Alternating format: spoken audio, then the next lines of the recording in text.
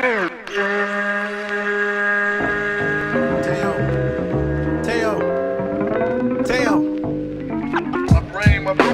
the talking to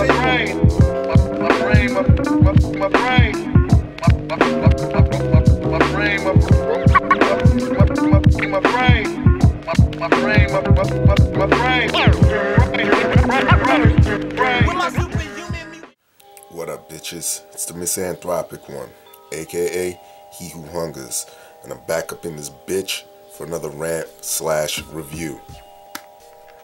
Today, I want to talk about this album right here, Cannibal Ox's long-awaited second album called Blade of the Ronin. Okay, for those who never heard of Cannibal Ox is a group that consists of primarily two MCs, and they used to have a DJ Sip One.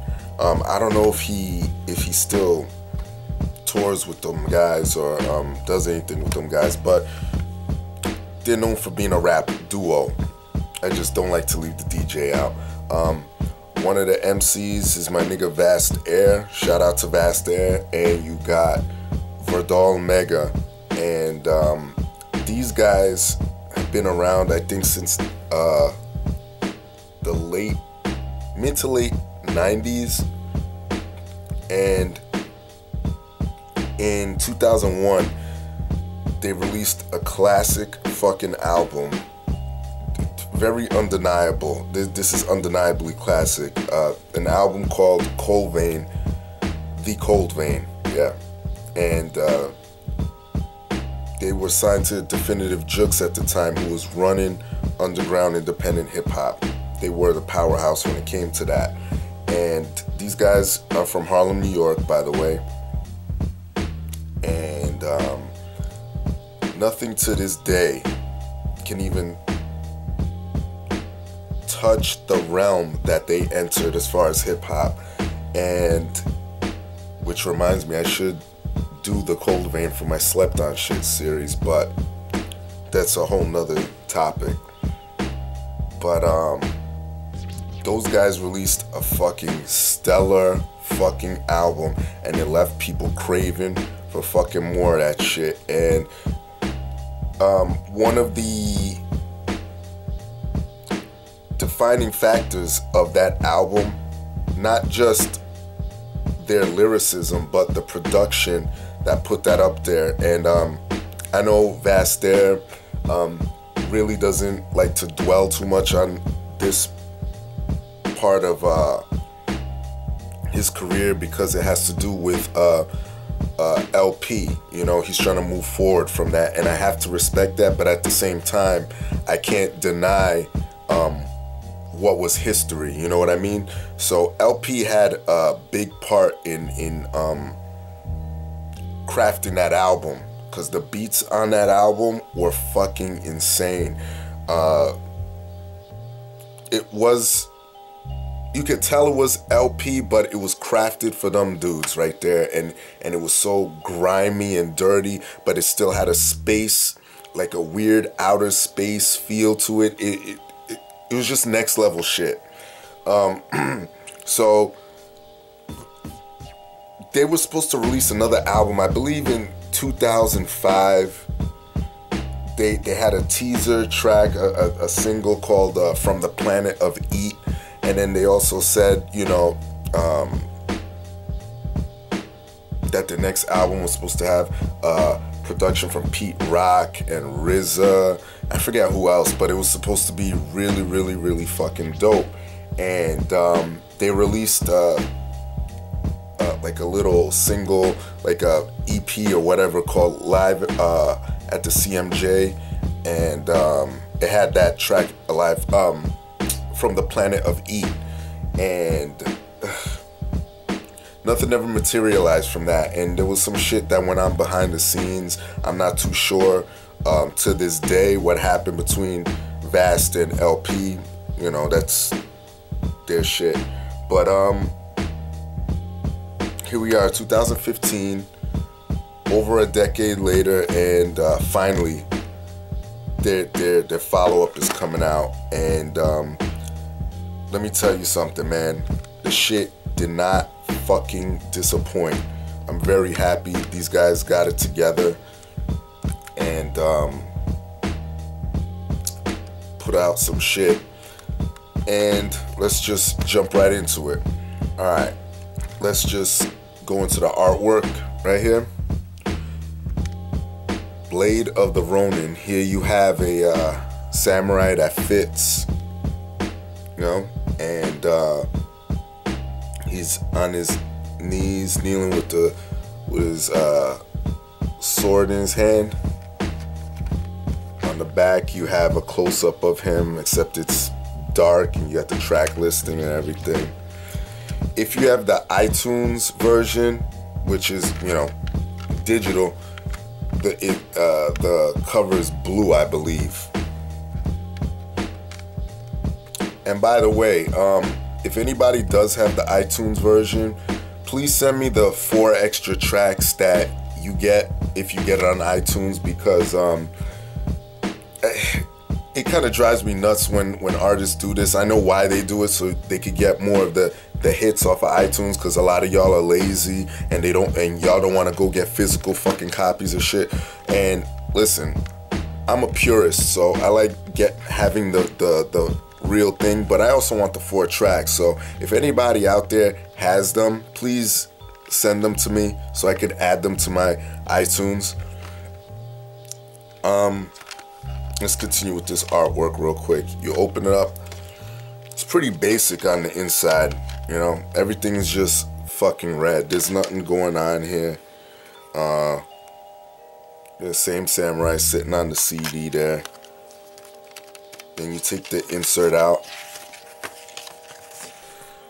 You got production credits and thank yous and all that shit on the inside, alright? So, artwork is pretty straight to the point. Nothing too crazy. Production on this bitch. Everything is handled by my man Bill Cosmic, who Vastair has worked with before on some solo efforts. And there's only one track that is handled by my man from Detroit, Black Milk. Dope producer / MC. Check him out. I've talked about him before on my channel. Production, for the most part, is fucking awesome.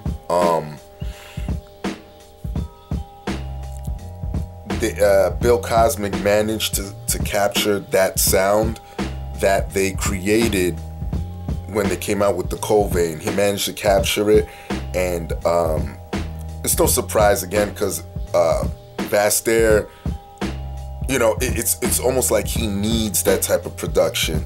And I've heard this before on what was it? Is it Ox 2010? Vastair's one of Vastair's solo efforts that this guy was on. Yeah, I think it was Ox 2010. But production was fucking off the chain. Was a little bit cleaner than the Covain, but it's still dope as shit. Let's jump into features. Before I do that, the song that Black Milk produced was fucking great. Everything was consistent, even though Black Milk was the only other producer on here, and he was only on it for 1 track.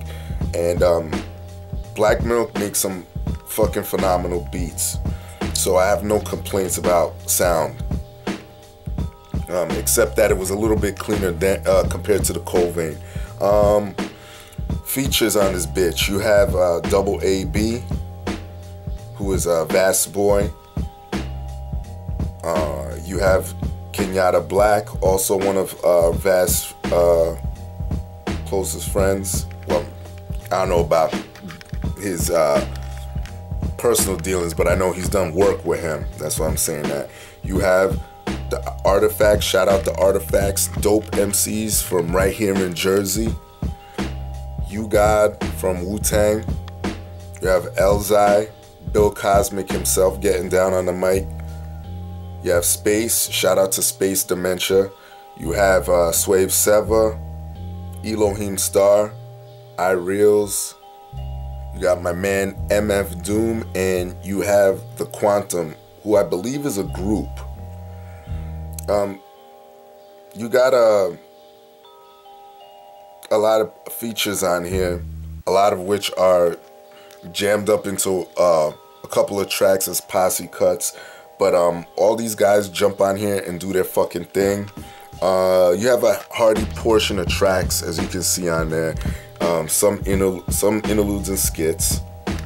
Everything flows together cohesively, which leads me into my pros and cons.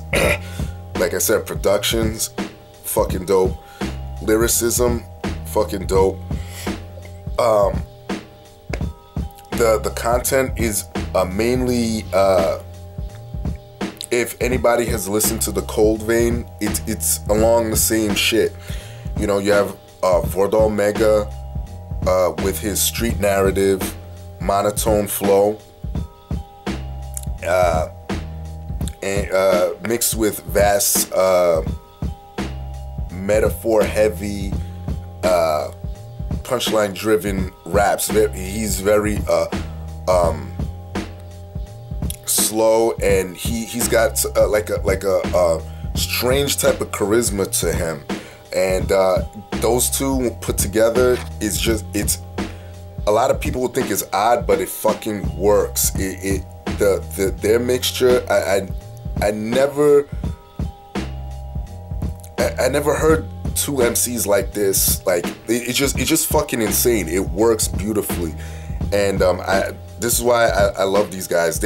I wish that album back in 2005, 2006, I wish it came out, or at least if they have those tracks recorded, they need to put that shit out. But their marriage on the mic, fucking dope as shit. Content wise, or concept wise, you got a couple of tracks like where they're referencing religion on Psalm 82, Carnivorous. You got Elzai on there with his killer verse, taking animals and using them as comparisons to being carnivorous or animalistic. What else? Iron Rose featuring MF Doom. I mean, my God, anything Doom touches, you know, I'm a big fan. What's the one song where Vaz fucking uses it? Oh, Opposite of Desolate, which is the track after the intro, track 2. Fucking vast, using them G.I. Joe, almost like what Elzai did in Carnivorous, Vast does in Opposite of Desolate, where he uses the G.I. Joe characters to form out a verse in each bar. He's using, I mean, that's fucking ridiculous. And